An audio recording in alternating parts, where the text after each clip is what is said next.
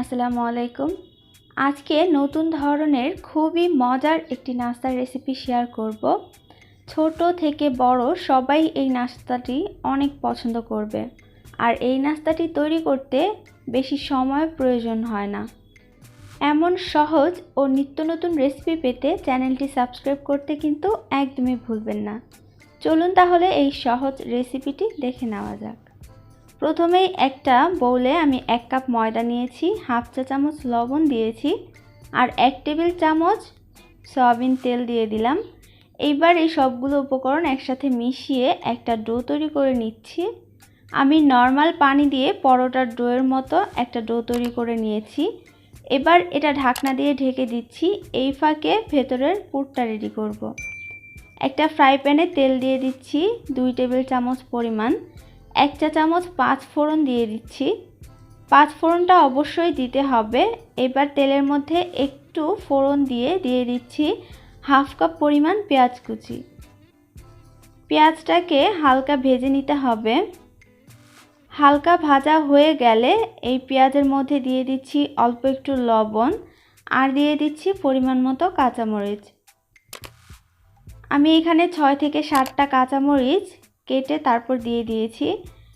এইবার হালকা ভেজে দিয়ে দিচ্ছি হাফ চা চামচ ধনিয়া গুঁড়া, হাফ চা চামচ জিরা গুঁড়া, কোয়ার্টার চা চামচ দিয়ে দিচ্ছি হলুদের গুঁড়া, কোয়ার্টার চা চামচ মরিচের গুঁড়া, আদা পেস্ট দিচ্ছি হাফ চা চামচ, রসুনের পেস্ট দিচ্ছি হাফ চা চামচ। এবার অল্প একটু পানি দিয়ে এই মশলাগুলোকে একটু কষিয়ে নেব।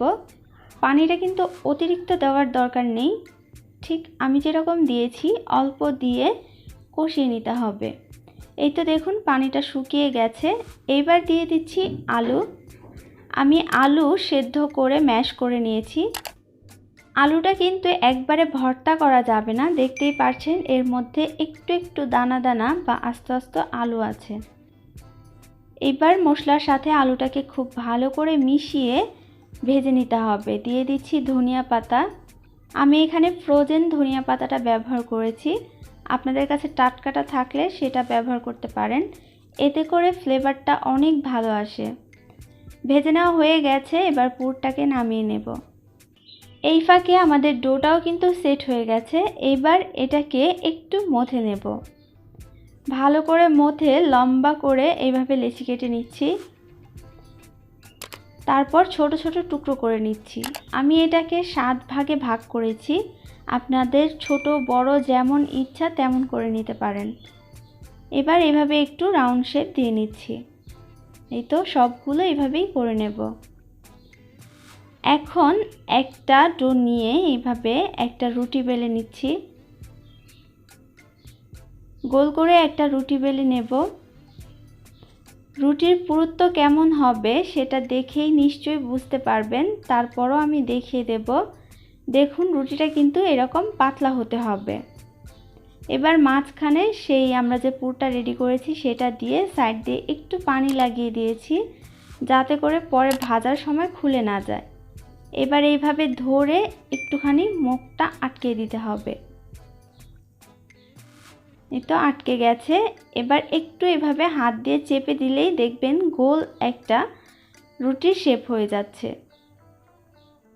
আমি আরেকটা দেখিয়ে দিচ্ছি আপনাদের সুবিধার্থে।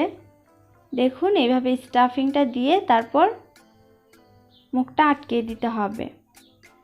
এটা খুবই সহজ, আপনারা একবার তৈরি করলেই বুঝতে পারবেন। এবার চেপে এরকম গোল করে নিচ্ছি। এখন সবগুলো ভাজতে চলে যাব। একটা ফ্রাই প্যানে 2 টেবিল চামচ তেল দিয়ে দিলাম। এবার এই তেলগুলোকে একটু ছড়িয়ে দিব। দেওয়া হয়ে গেলে এইবার সেই নাস্তাগুলো দিয়ে দিচ্ছি।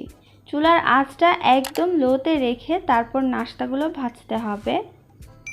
লো থেকে হালকা একটু বাড়িয়ে, মানে একদম লো না আবার মাঝারিতেও না। এক সাইড হয়ে গেলে উল্টিয়ে দিচ্ছি। এক সাইড না হলে কিন্তু উল্টাতে যাবেন না, একটু দেখে নেবেন। এই তো উল্টিয়ে দিয়েছি। এবার আরেক সাইডও হালকা করে ভেজে নেব। এই নাস্তাগুলো কিন্তু অতিরিক্ত তেলও সোক করবে না আর মুখে তেলও লাগবে না। এই দেখুন আরেক সাইডও কিন্তু হয়ে গেছে, এবার নামিয়ে নিচ্ছি। ঠিক এইভাবেই আমি সবগুলো নাস্তা তৈরি করে নেব। এই তো ঝটপট আমাদের নতুন রকমের নাস্তা রেডি হয়ে গেছে। একটা নাস্তা আমি কেটে দেখাবো ভেতরটা কেমন হয়েছে। দেখুন ভেতরটা কেমন হয়েছে। আর এটা অনেক ফ্লেভারফুল একটা নাস্তা, অবশ্যই একবার বাসায় ট্রাই করে দেখবেন। আশা করছি আপনাদের অনেক ভালো লাগবে। আজকের রেসিপি ভালো লাগলে অবশ্যই একটা লাইক করতে ভুলবেন না।